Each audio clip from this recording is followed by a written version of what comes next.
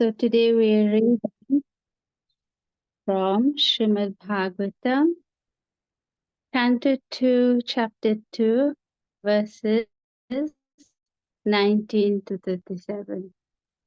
Om Namo Bhagavate Vasudevaya. Om Namo Bhagavate Vasudevaya. Om Namo Bhagavate Vasudevaya. Text 19. Itam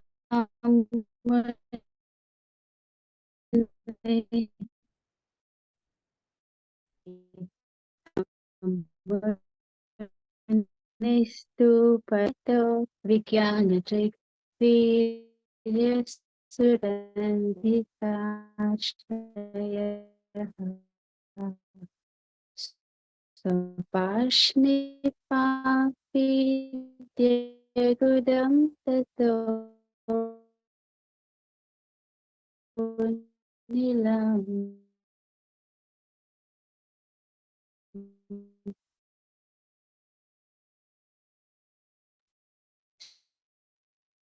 Hare Krishna, I can't hear you, Mataji.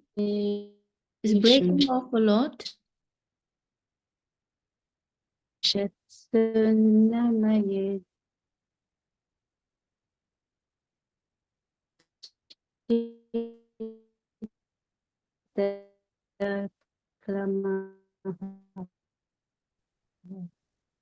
Hare Krishna, I can't hear. Mataji, you're breaking up a lot. We can't hear you, Mataji. Hare Krishna. Hare Krishna, Jyoti Mataji. I think she's she's not online. I think Okay. she's lost the connection.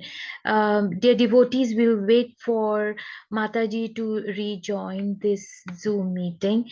Just give it a couple of minutes, and we'll see once she's joins. We'll ask her to recite the text 19 once again. Sorry for the inconvenience. Hare Krishna. Hare Krishna, Mataji.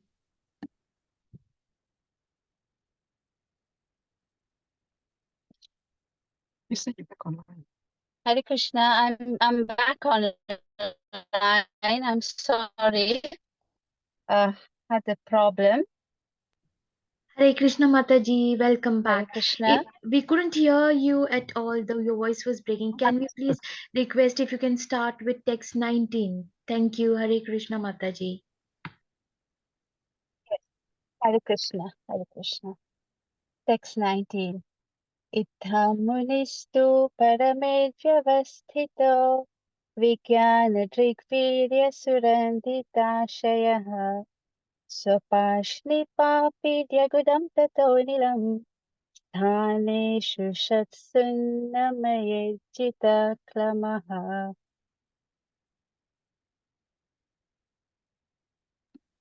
By the strength of scientific knowledge, one should be well situated in absolute realization and thus be able to extinguish all material desires. One should then give up the material body by blocking the air hole through which stool is evacuated with the heel of one's foot and by lifting the life air from one place to another in the 6 primary places. Text 20. Nabhyam sthitam hridyadhiropya tasmat Udanagatyorasitam nayen muniha Tato nusandhaya dhiya manasvi Swatalu mulam shanake nayeta.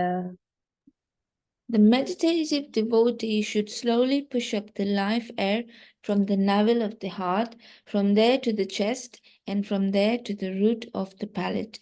He should search out the proper places with intelligence. Text 21. Tasmad pravorantarumunnayeta niruddha saptayatano napekshaha Sthidva muhurta dhamakuntha drishtir nirbhidya murdham visrichet param gataha. Thereafter, the bhakti yogi should push the life air up between the eyebrows and then blocking the 7 outlets of the life air, he should maintain his aim for going back home, back to Godhead. If he is completely free from all desires for material enjoyment, he should then reach the cerebral hall and give up his material connections, having gone to the Supreme. 622. Yadi prayasyan ripaparameshthyam vaihayasanamutayad viharam ashtadhipatyam gunasanniyave sahaiva gacchen manasendriyascha. However, O king, if a yogi maintains a desire for improved material enjoyments like transference to the topmost planet, Brahmaloka, or the achievement of the eightfold perfections, travel in outer space with the Vihayasas, or a situation in one of the millions of planets, then he has to take away with him the materially molded mind and senses.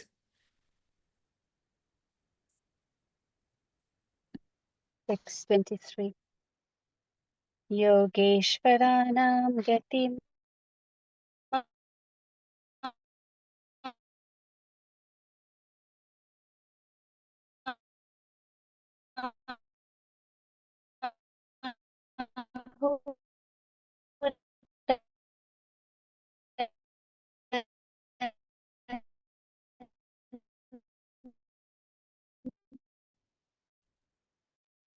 Hare Krishna Mataji, we can't hear you.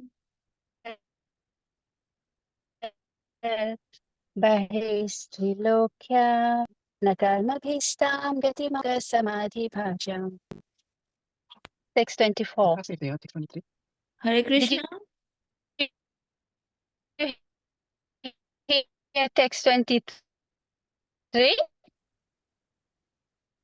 Mataji, we didn't hear. Yeah, did you hear text 23?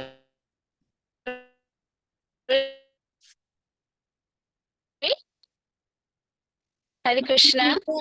We can't hear you, Mataji. It's breaking up a lot.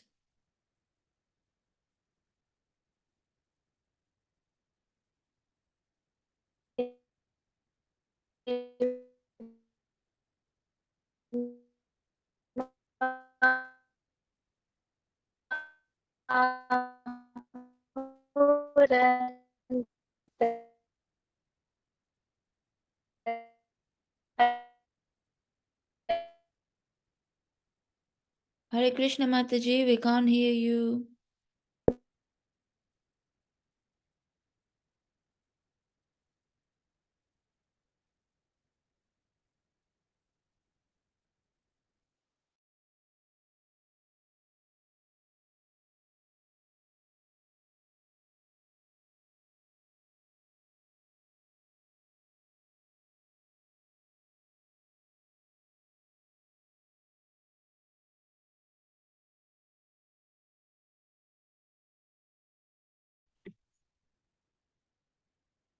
Hare Krishna.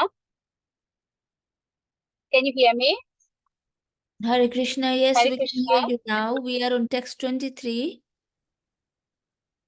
Hare Krishna.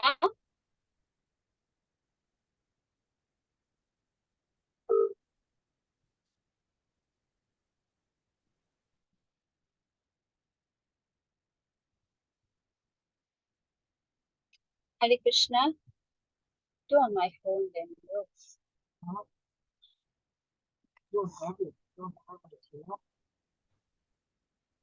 Hare Krishna Mataji, we can't hear you at all. Sorry Mataji. Hare Krishna, can you hear me? Vrinda Devi Dasi Mataji, can you hear us? Hare Krishna. I think we have lost the connection. I will request a volunteer, please. Hello, Hare Krishna. Can I request a volunteer, please, to continue from text 23? Induleka Mataji. Hare Krishna Mataji. Mataji. Hare Krishna.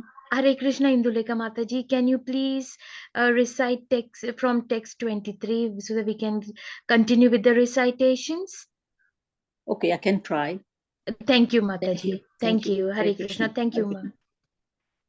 योगेश्वरां गतिमहोरन्तर् बहिस्त्रिलोक्याः पवनान्तरात्मनां न कर्माभिष्टां गतिमाप्नुवन्ति विद्यातपो योगसमाधिभाजाम्. The transcendentalists are Having a problem. Sorry.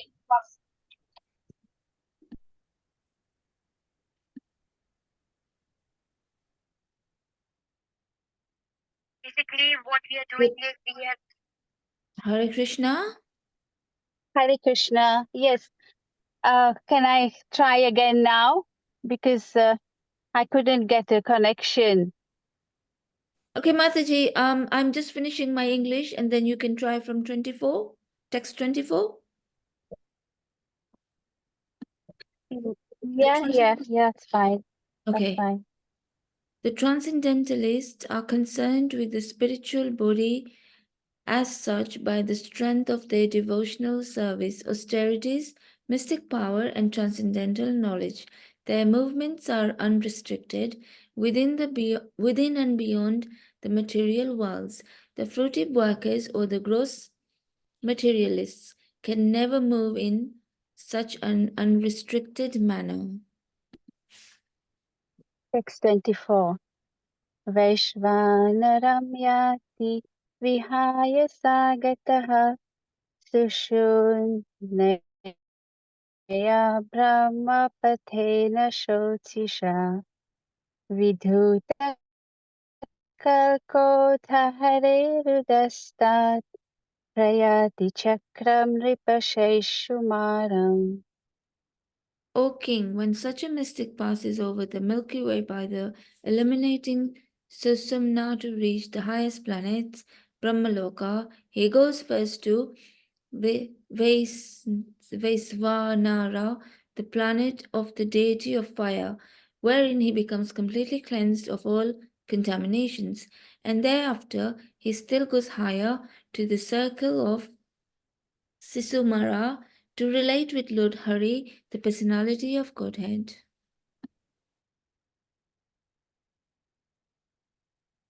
Text 25. Tadvishwanabhim tvativatya Vishnor aniyasa virajinatmanaikaha namaskritam brahmaviddhamupaiti kalpayusho yadvibhutaramante. This Sisumara is the pivot for the turning of the complete universe, and it is called the navel of Vishnu, Garpatakshaya Vishnu. The yogi alone goes beyond the circle of Sisumara and attains the planet, Maharloka, where purified saints like Brigu enjoy a duration of life of 4.3 billion years. This planet is worshipable even for saints who are transcendentally situated. Text 26. Atho anantasya mukhanalena dandayamanam sanirikshya vishvam Niryati Siddheshwara Yushtadrishnyam Tadvai Paradhyam Taduparamishthyam. At the time of the final devastation of the complete universe, the end of the duration of Brahma's life, a flame of fire emanates from the mouth of Ananta from the bottom of the universe. The yogi sees all the planets of the universe burning to ashes, and thus he leaves for Satyaloka by airplanes used by the great purified souls. The duration of life in Satyaloka is calculated to be 15.48 trillion years. Text 27. Nayatra Shoko Najarana Mrityu Nartir Chachodvegarite Kudaschit Yachittatoda Kripayanidam Vidam Duranta Dukha Prabhavanudashanat. In that planet of Satyaloka, there is neither bereavement, nor old age, nor death. There is no pain of any kind, and therefore there are no anxieties, save that sometimes, due to consciousness, there is a feeling of compassion for those unaware of the process of devotional service, who are subjected to unsurpassable miseries in the material world.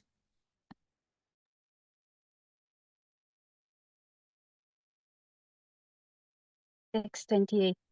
Tato Vishesham Pratipadya Nirbhayas Naponalamutirtvaram Jyotirmayo Vayamupetya Kale Vaivatmanakham Brihadatmalingam.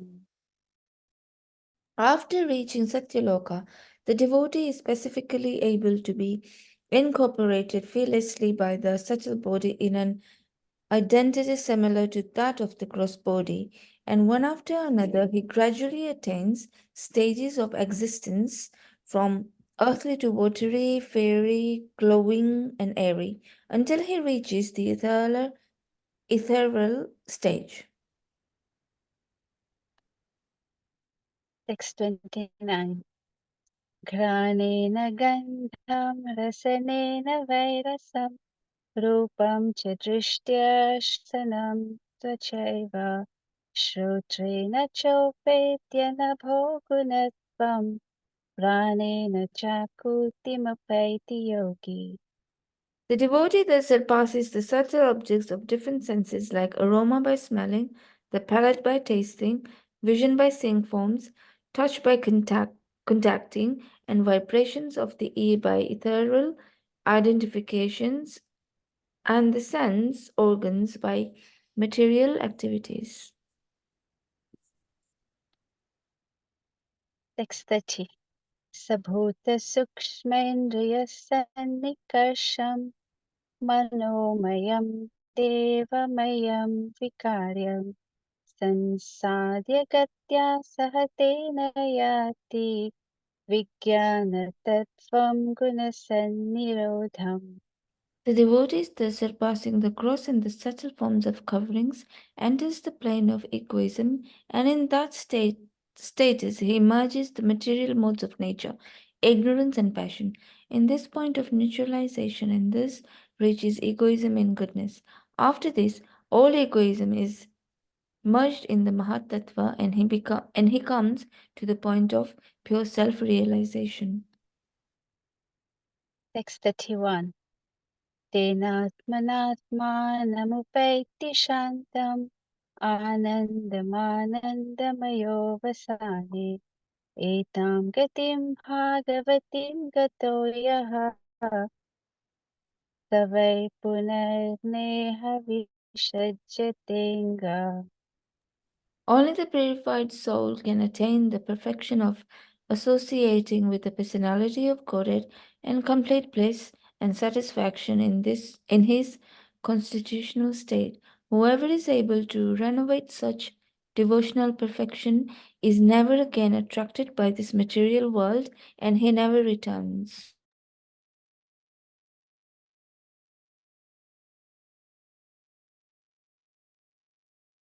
Text 80. नृपवेदगीते त्वयाभिपृष्टे च सनातने च ये वै पुरा ब्रह्मणाः तुष्ट आराधितो भगवन् वासुदेवः. Your Majesty Maharaj Pariksit, know that all that I have described in reply to your proper inquiry is just according to the version of the Vedas, and it is eternal truth. This was described personally by Lord Krishna unto Brahma, with whom the Lord was satisfied upon being properly worshipped. Text 33. न हि तोऽन्य शिवा पन्था विह bhakti yogo yato bhavet. For those who are wandering in the material universe, there is no more auspicious means of deliverance than what is aimed at in the direct devotional service of Lord Krishna. Text 34. Bhagavan Brahma Katschena Shrir Anviksha Manishaya Tad Adhyatvasyat Kutastho Ratiratman Yato Bhavet. The great personality Brahma, with great attention and concentration of the mind, studied the Vedas 3 times, and after scrutinizing, examining them, he ascertained that attraction for the Supreme Personality of Godhead, Sri Krishna, is the highest perfection of religion.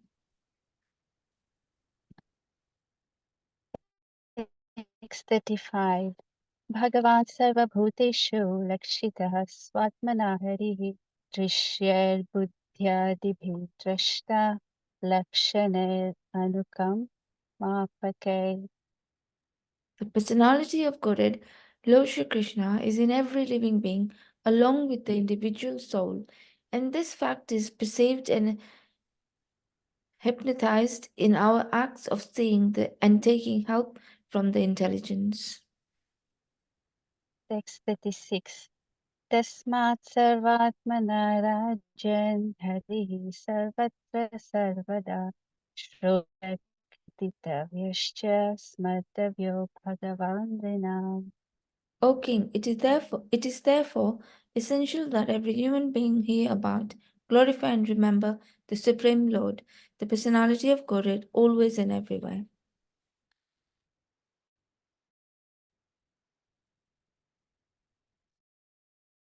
Text 37. Pibanti ye bhagavata atmana satam kathamritam shravana bhuteshu samritam punanti te vishaya vidushita shitacharana saroruhantikam. Those who drink through oral reception, fully filled with the nectarian message of Lord Krishna, the beloved of the devotees, purify the polluted aim of life known as material enjoyment, and thus go back to Godhead, to the lotus feet of Him, the personality of Godhead. Hare Krishna. Hare Krishna.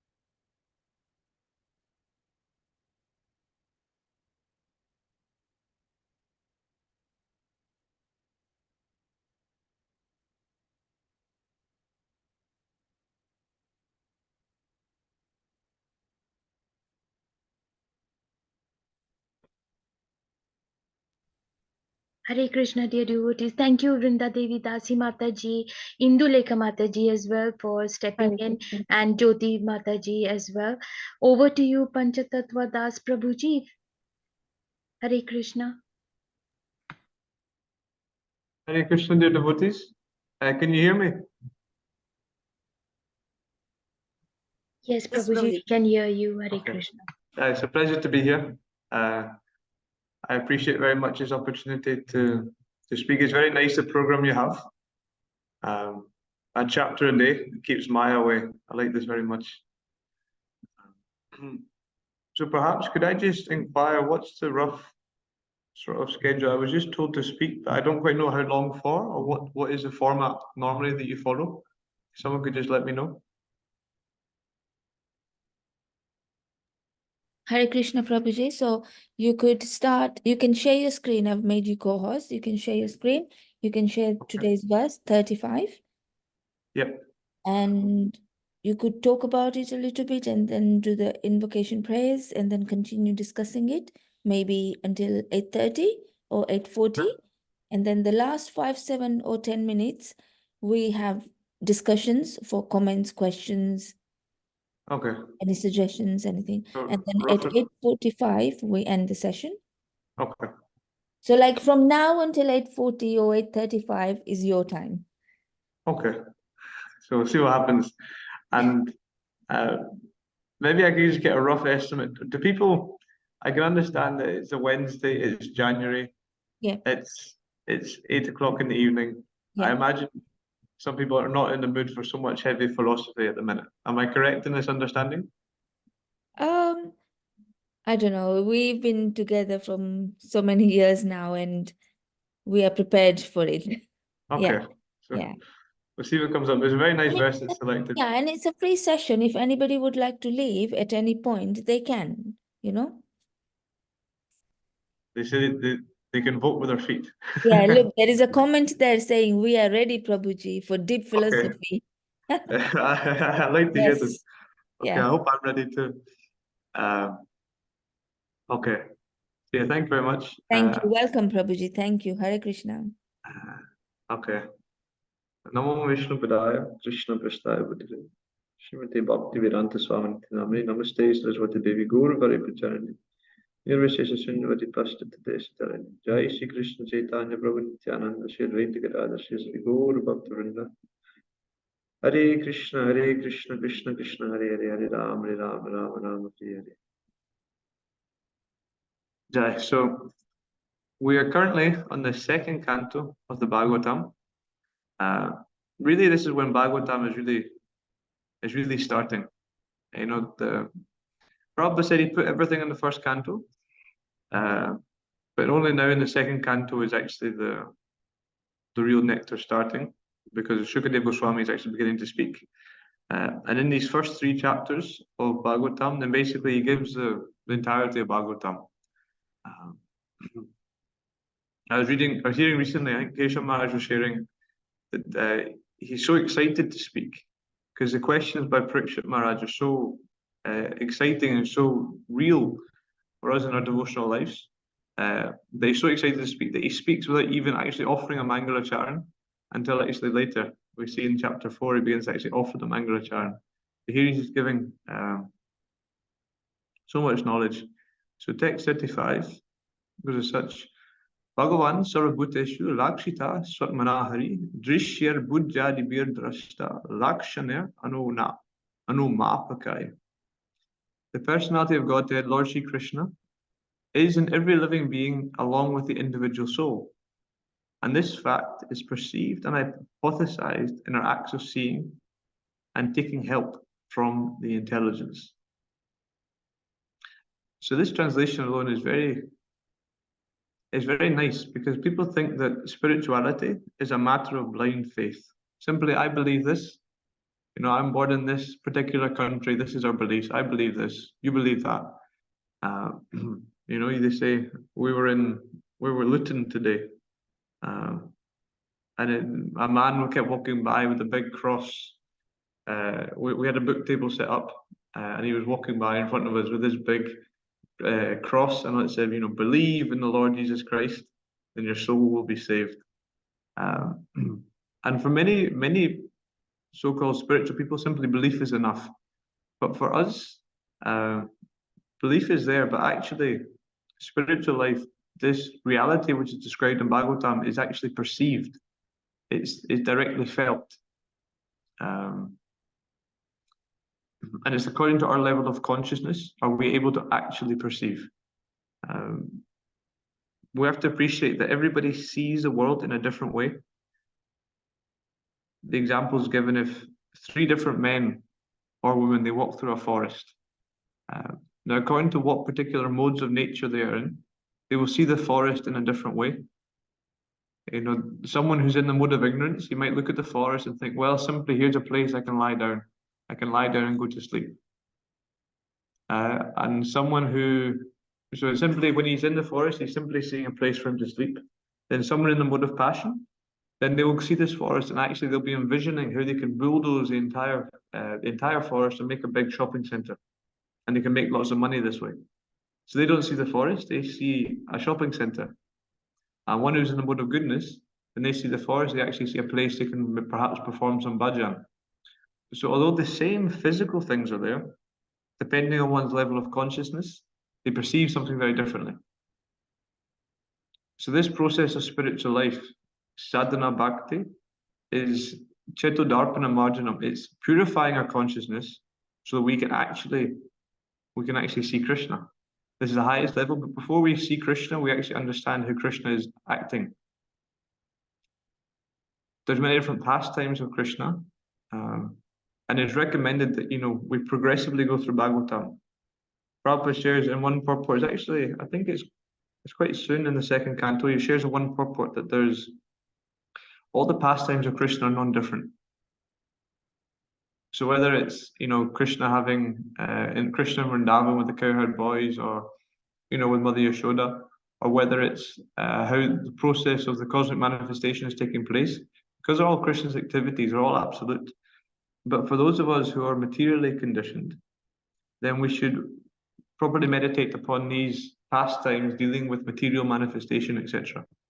This is what frees us from this material conception of life. We should still, of course, read these more into the pastimes of Krishna, but they should not really be our sole object of focus until we're actually on a stage where we're free from material contamination. So we have to purify our consciousness.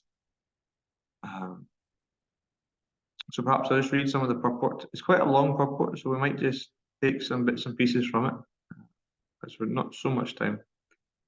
Okay. The general argument of the common man is that since the Lord is not visible to our eyes, how can one either surrender unto him or render transcendental loving service unto him? To such a common man, here is a practical suggestion by Srila Sukadeva Goswami as to how one can perceive the Supreme Lord by reason and perception. Actually, the Lord is not perceivable by our present materialized senses, but when one is convinced of the presence of the Lord by a practical service attitude, there is a revelation by the Lord's mercy. And such a pure devotee of the Lord can perceive the Lord's presence always and everywhere. Okay, that is a very, very nice opening statement to this purport. This is one verse which was supposedly quoted by Srila Bhaktisiddhanta Saraswati Goswami Maharaj more than any other verse.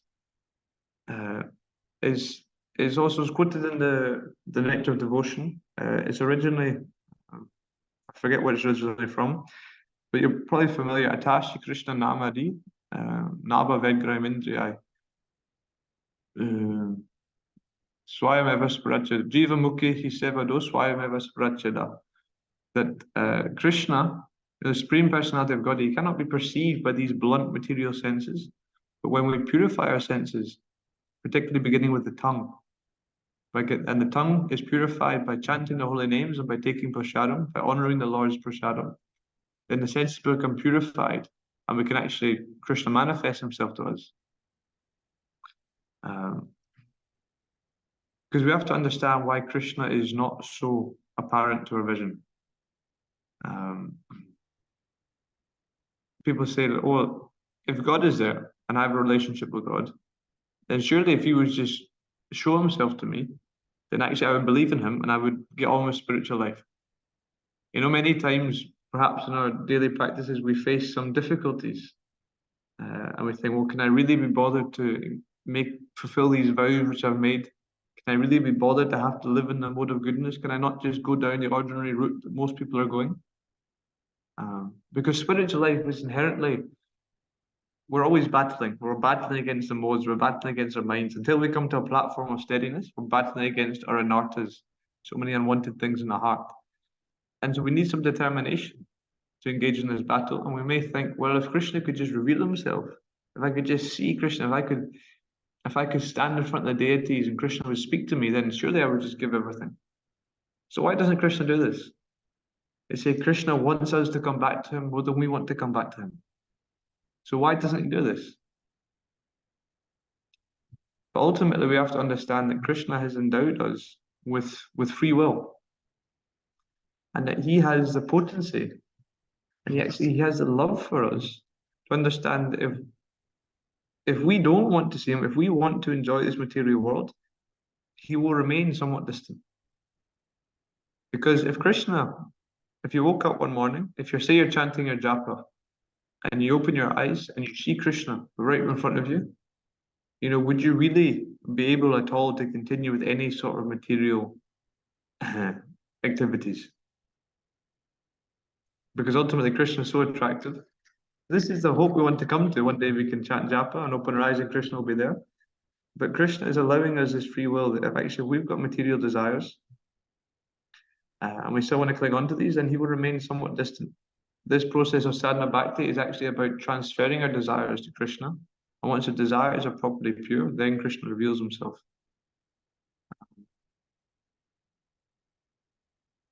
So perhaps if anyone has any questions, they can just speak up and put their hand up during the thing. But I'll just continue if that's okay. Thank you, Prabhuji. Sorry, Dana, sorry for stopping your wonderful flow. Just wanted to let you know we have a kind of a discrete rule that we don't skip Prabhupada's purports as far as possible, because that's where the real nectar is. So we've kind of kept that going from the start. So if possible, if you don't mind, it would be good and useful to hear Srila Prabhupada's words and then your commentary on top of that. Yeah, so thank you. Thank you, Prabhu. He can perceive that intelligence is the form direction of the Paramatma, plenary portion of the personality of Godhead. The presence of Paramatma in everyone's company is not very difficult to realize, even for the common man. The procedure is as follows. One can perceive one's self-identification and feel positively that he exists. He may not feel it very abruptly, but by using a little intelligence, he can feel that he is not the body. He can feel that the hand, the leg, the head, the hair, and the limbs are all his bodily parts and parcels. But as such, the hand, the leg, the head, etc. cannot be identified with his self. Therefore, just by using intelligence, he can distinguish and separate himself from other things that he sees. So the natural conclusion is that the living being, either man, beast, or beast, is the seer, and he sees beside himself all other things. So there is a difference between the seer and the seen. Now, by a little use of intelligence, we can also readily agree that the living being who sees the things beyond himself by ordinary vision has no power to see or to move independently. Okay, I'll just pause here and summarize this procedure which Prabhupada has gone through, because it's just incredible. Prabhupada has almost directly proven basically that we are spirit, we're not matter. So by this process of meditation and contemplation, one can begin to elevate their consciousness a little bit. First of all, if you look at a child, a newborn baby, they are very much completely on a bodily concept of life. Simply their only goal is survival. Simply they need some food, they have some bodily needs. Everything they see, they'll try and put in their mouths. You'll notice with the child, it's like this. Because all their meditation is how can I get food, how can I eat, how can I survive? They cannot conceive that there's other people around about them. So this is the initial stage of consciousness. Like many animals are at this stage, and like a newborn child is at this stage. And by slowly elevating and thinking more, we can actually perceive that there is life in other living entities as well. They say, the psychologists, they do certain experiments when they can notice a child. They call it the mirror test, when the child can actually perceive that they are in the mirror. Then this shows that the child has developed the ability to actually sort of empathize and appreciate that there's other living entities as well. So as the consciousness develops, so Prabhupada is talking about how we can actually understand that we are not the body. By using a little intelligence, we can feel that we are not the body. We can see that we have a hand, we have a leg, we have a hair, but we are none of these things. Therefore, we can separate ourselves from other things. And then we can also understand that we are not this body, but our ability to perceive this is not dependent upon us. We're dependent upon various forms of energy. So I'll continue with the purport. So the natural conclusion is that the living being, either man or beast, is a seer, and he sees besides himself all other things. So there is a difference between the seer and the seen. Now, by a little use of intelligence, we can also readily agree that the living being who sees as things beyond himself by ordinary vision has no power to see or to move independently. All our ordinary actions and perceptions depend on various forms of energy supplied to us by nature in various combinations. Our senses of perception and of action, that is to say, our 5 perceptive senses of hearing, touch, sight, taste, and smell, as well as our 5 senses of action, namely hands, legs, speech, evacuation organs, and reproductive organs, and also our 3 subtle senses, namely mind, intelligence, and ego, 13 senses in all, are supplied to us by various arrangements of gross or subtle forms of natural energy. And it is equally evident that our objects of perception are nothing but the products of the inexhaustible permutations and combinations of the forms taken by natural energy. As this conclusively proves that the ordinary living being has no independent power of perception or of motion, and as we undoubtedly feel our existence being conditioned by nature's energy, we conclude that he who sees is spirit, and that the senses, as well as the objects of perception, are material. The spiritual quality of the seer is manifest in our dissatisfaction with the limited state of materially conditioned existence. That is the difference between spirit and matter. There are some less intelligent arguments that matter develops the power of seeing and moving as a certain organic development. But such an argument cannot be accepted because there is no experimental evidence that matter has anywhere produced a living entity. Trust no future, however pleasant. Idle talks regarding future development of matter into spirit are actually foolish, because no matter has ever developed the power of seeing or moving in any part of the world. Therefore, it is definite that matter and spirit are 2 different identities, and this conclusion is arrived at by the use of intelligence. Now we come to the point that things which are seen by a little use of intelligence cannot be animate unless we accept someone as the user of or director of the intelligence.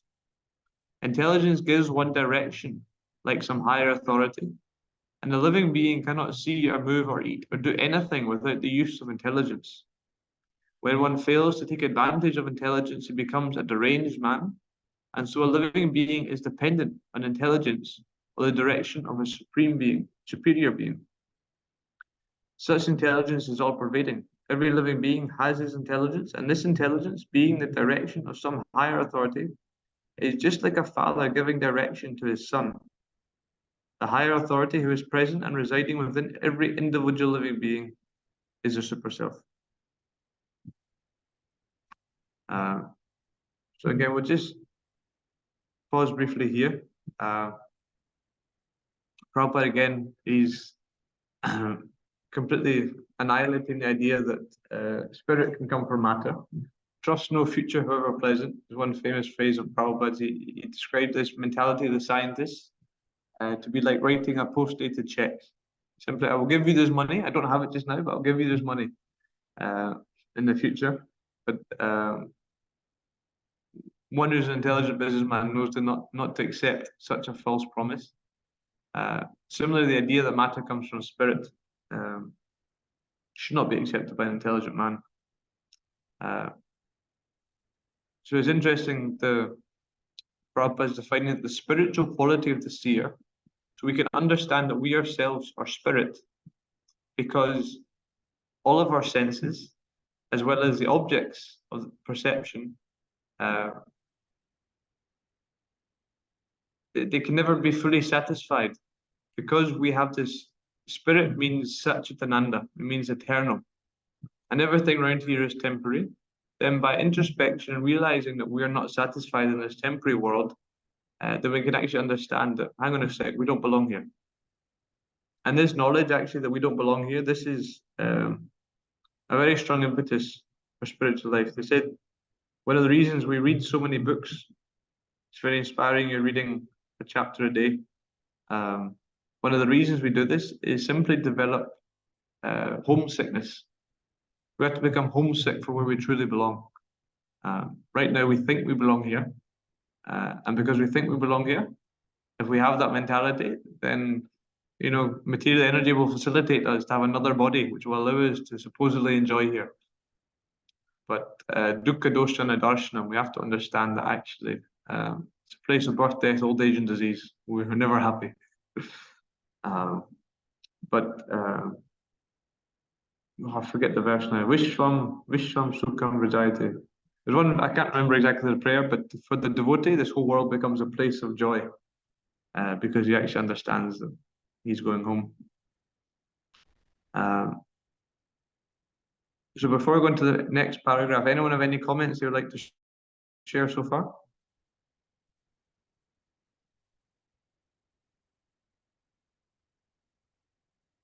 Okay, I can continue. At this point in our investigation, we may consider the following question. On the one hand, we realize that all our perceptions and activities are conditioned by arrangements of material nature. Yet we also ordinarily feel and say, I am perceiving, or I am doing. Therefore, we can say that our material senses of perception and action are moving because we are identifying the self with the material body, and that the superior principle or superself is guiding and supplying us according to our desire. By taking advantage of the guidance of superself in the form of intelligence, we can either continue to study and to put into practice our conclusion that I am not this body, or we can choose to remain in the false material identification, fancying ourselves to be possessors and doers. Our freedom consists in orienting our desire either toward the ignorant material misconception of the true spiritual conception. I'll read that again. Our freedom consists in orientating our desire either toward the ignorant material misconception or the true spiritual conception. We can easily attain to the true spiritual conception by recognizing Superself Paramatma to be our friend and guide, and by dovetailing our intelligence with the superior intelligence of Paramatma. The Superself and the individual self are both spirit, and therefore the Superself and the individual self are both qualitatively one and distinct from matter. But the Superself and the individual self cannot be on an equal level because the Superself gives direction or supplies intelligence, and the individual self follows the direction, and thus actions are performed properly.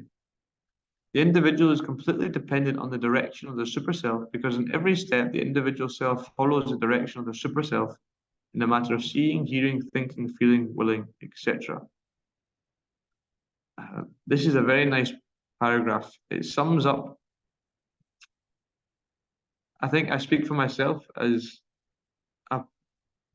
a practicing sadhaka, someone who's very much overcome by the modes of material nature, oftentimes, but it's nonetheless attempting to engage in sadhana bhakti, that it's very much a battle. We're battling our mind, we're battling our senses, we're battling the material energy. And particularly described that the material energy is like a river that's flowing downstream. And the way that rivers work is that when you're deep in the current is actually so, when you're deep in the middle of the river, the current isn't so strong. But as you try and come to the side of the river, as you try and actually get out the river, the current becomes much stronger. Similarly, as we're trying to get out of the material energy, then it becomes even stronger. Prabhupada says, as you get serious about Krishna, then also Maya gets serious as well. So this paragraph is describing how on one hand we can have the spiritual knowledge. We can go through this process that was previously described, but we can actually understand that we're not this body, we're the soul, and the soul is being directly guided, and all our activities are being sanctioned by the super soul. Yet nonetheless, we can know that, but we can still engage in material activities. The Prabhupada is saying this sentence here: our freedom consists in orienting our desire either toward the ignorant material misconception or the true spiritual conception. I'm thinking you know, Krishna gives all these instructions to Arjuna in the Bhagavad Gita. And then he says, Iti te jnanam guya guya tamam. He gives us most secret of secrets. And he says, Vrimrisheta rasheshena yatachasi tata kuru. That after I've explained to you all this secret knowledge, then you deliberate upon it fully, and then you decide what to do. Ultimately, at the final point, it is down to us. That Krishna wants us to come back to him, but we have this free will. And so Arjuna, he deliberated upon the knowledge that Krishna gave in the Gita, he deliberated upon it fully, and then he fought, and he fought for the pleasure of Krishna. Therefore, his activities are success. But we can see the opposite is there with perhaps, you know, someone like Dhritarashtra. He was given so much spiritual knowledge by different people, including Krishna. Yet nonetheless, he could never actually make these concrete steps until at the very end of his life. But throughout his life, he could never actually make these concrete steps because he was too much attached to family affection, too much attached to, you know, prestige and wealth, etc. Dhritarashtra actually said that, I think it was when Krishna was preaching to him, he said that, you know, Krishna, when you speak, your words are like lightning. We're in a dark forest and the lightning lights up everything. We can see what we should do. We can see that we're not these bodies. We can see that we should engage in devotional service. It's so obvious. But just like that lightning, it comes for a flash and then it's gone, and again we're lost in that forest. So similarly, our spiritual lives, we you know, by associating with devotees, perhaps when we're reading the books, by the mercy of the spiritual master, we get glimpses of this forest. But again, the material energy then comes over again. These waves of material energy. And therefore the impetus for us is how, when we get these glimpses, how can we stay on the path? And even when we can't see so much, when we're feeling overcome by material energy, how can we have that conviction to actually keep putting one step in front of the other? As here, Prabhupada gives a very nice answer. We can easily attain to the true spiritual conception by recognizing the super self, Paramatma, to be our friend and guide, and by dovetailing our intelligence with the superior intelligence of Paramatma. And so we also know that Paramatma is referred to as Chaita Guru, the Guru within the heart, and this Guru manifests externally as a spiritual master. And therefore, ultimately, it's by the mercy of the spiritual master we can overcome all these lower natures. So there's one more paragraph. Anyone want to make any comments so far, or should we continue to the last paragraph?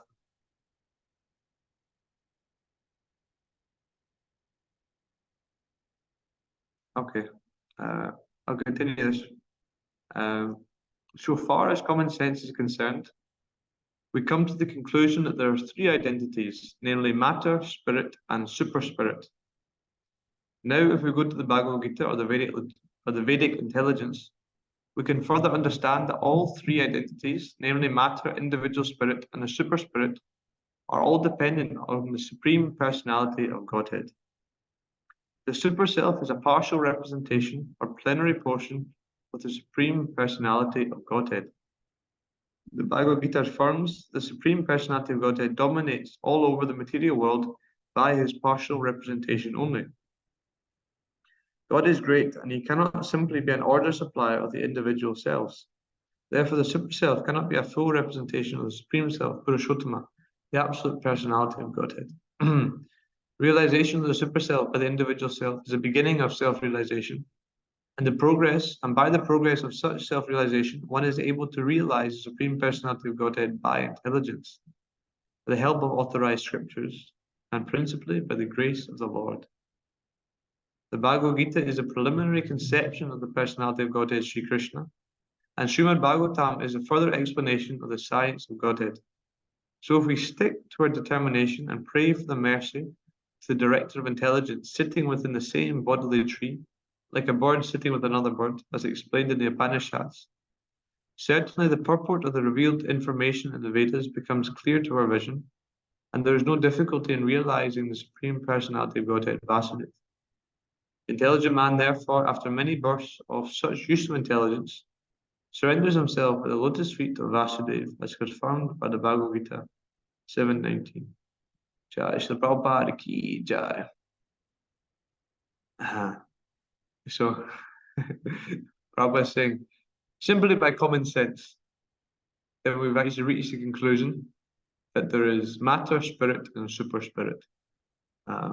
Very simple. Most scientists, etc., they are trying to work out if there is matter. Some people say there isn't even matter. So this first thing, probably simply by common sense, you can actually understand, no, there is matter, there is spirit, and there is super spirit. But to actually understand Purushottama, the absolute personality of Godhead, then we need other things. We need our intelligence, as common sense. We use this, but this only takes us to a certain point. You can realize that we're not these bodies, that there is matter, there's spirit, and there's super spirit. But we need intelligence. We need authorized scriptures. So we actually have to become humble enough to understand that we don't know. And in that mood of humility, we can actually approach these scriptures.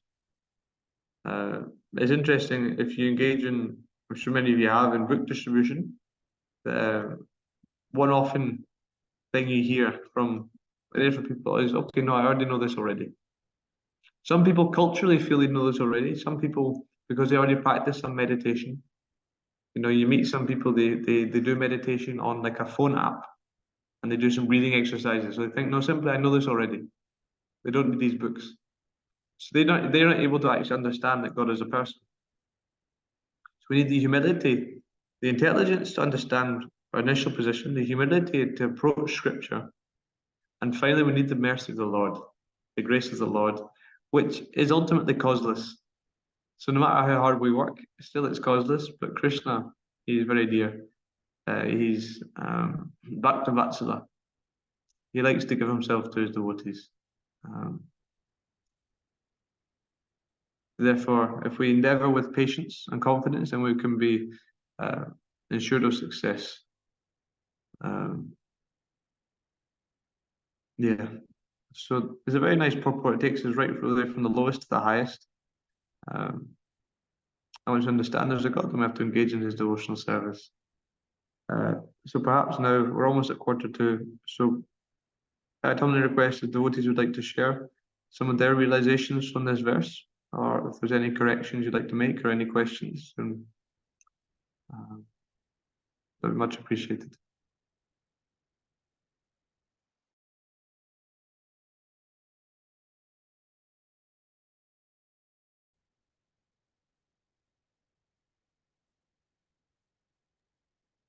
Hare Krishna, Prabhuji. Hare Krishna. Janukanya Devidasi.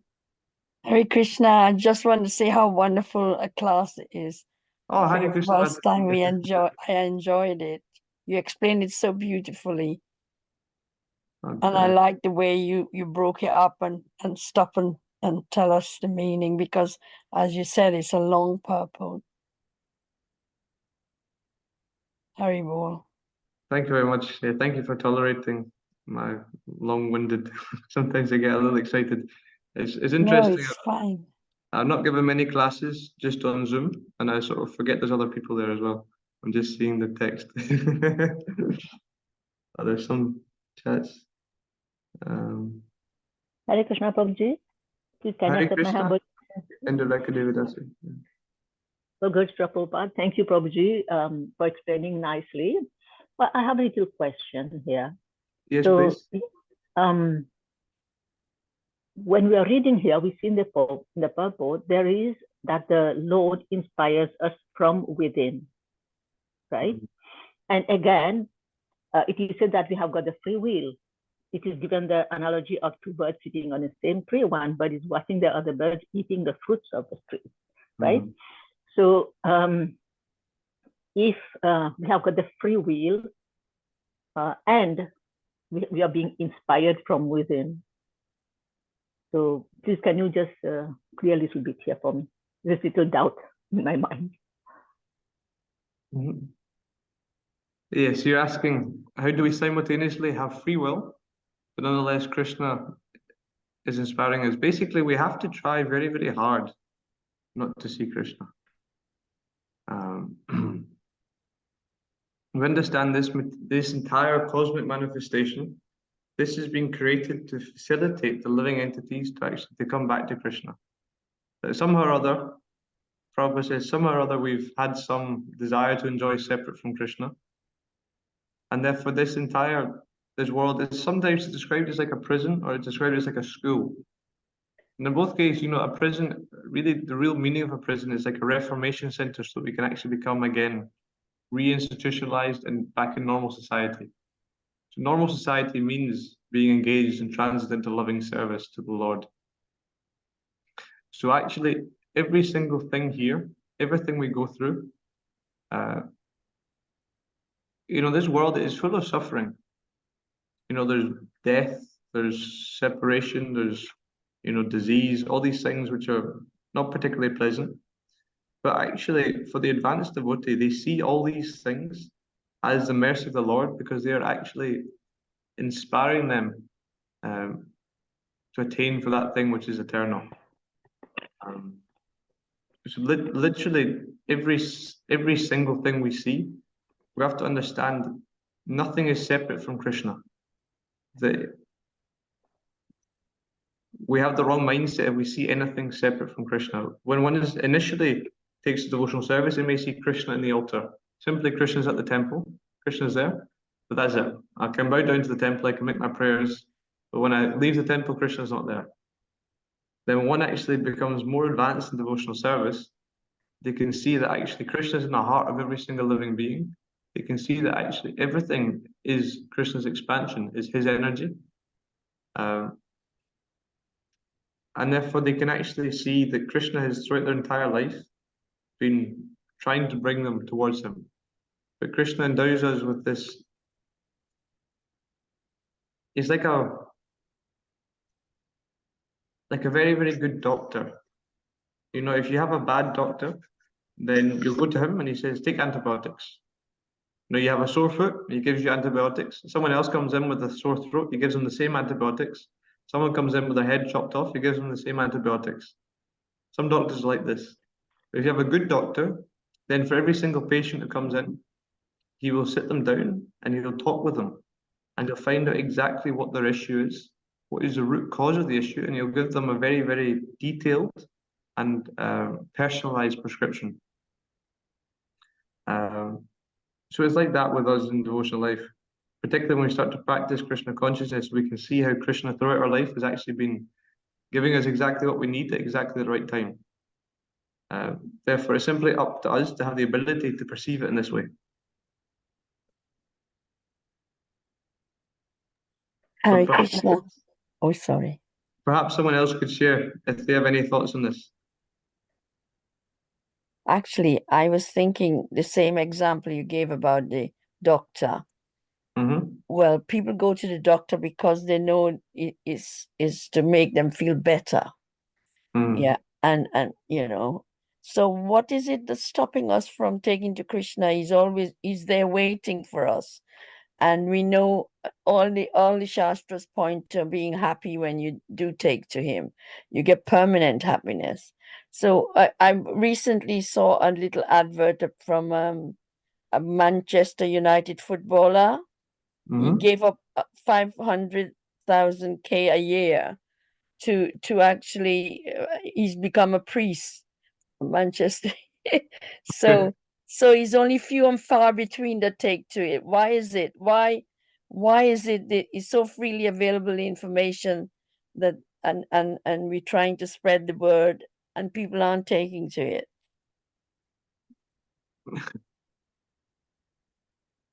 On Does the it make deepest level, sense? it makes a lot of sense. We have to ask, why are we not taking to it?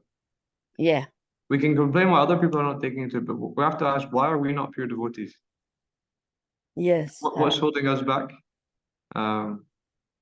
It's interesting that we're part of an institution, and people sometimes we can complain about an institution, like why is it not doing this? Or these people are doing this, but really we have to ask, the real problem with whatever institution or group of devotees we're in is the fact that me personally, I'm not a pure devotee.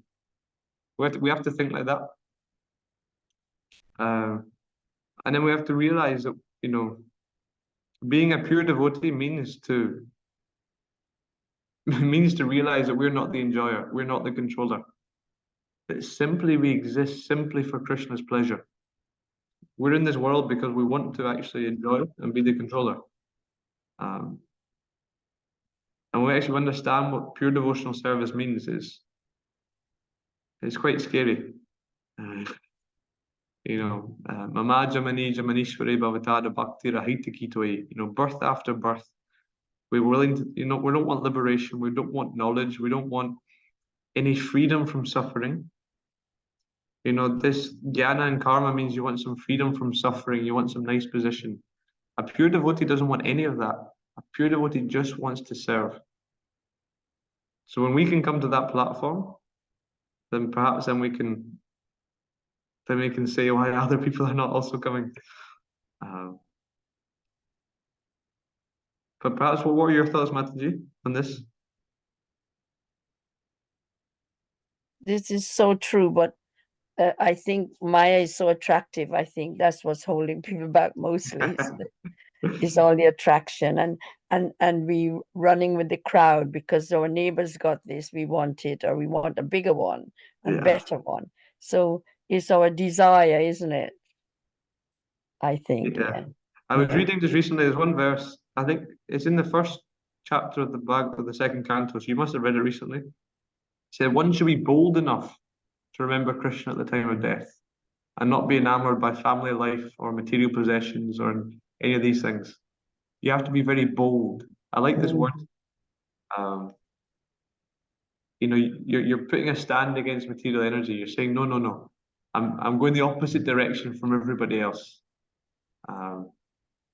And it's described in the Gita, Manushyanam sahasrashu kashti janti siddhaye tatamapi siddhyanam kashtin mampati tattvata. Out of thousands of people, millions of people, one might actually inquire that actually, we're not these bodies. And out of all these people, then one might inquire actually, they might realize that they're spirit. But then who actually knows Krishna? It's very, very rare.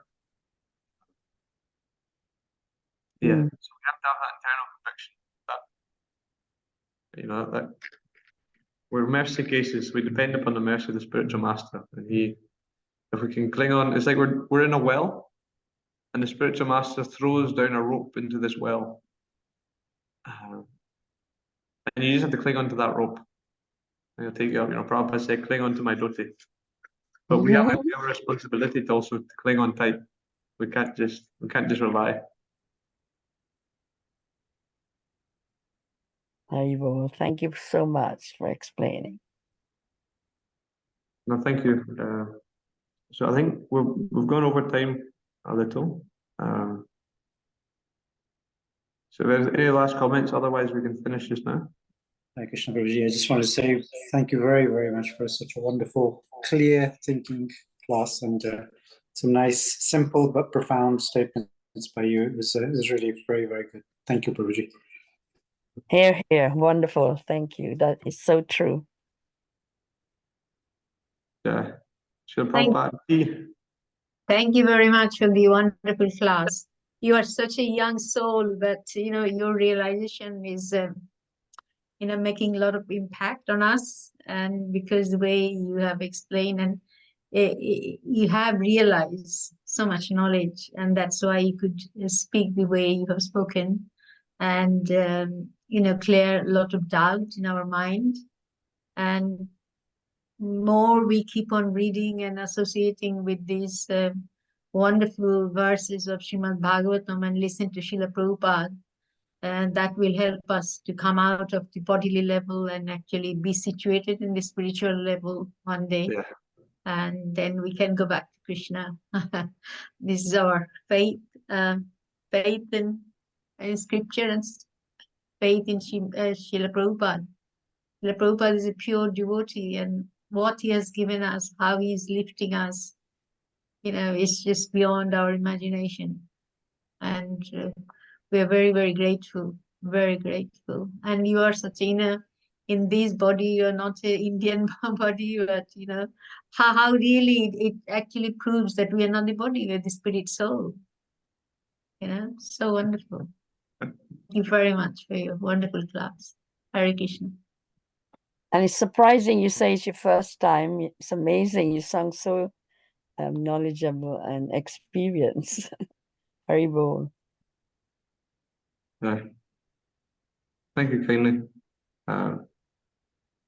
So yeah, I appreciate this opportunity very much, and yeah, again, if there was some opportunity, then I would happy to share or to hear from some of you as well.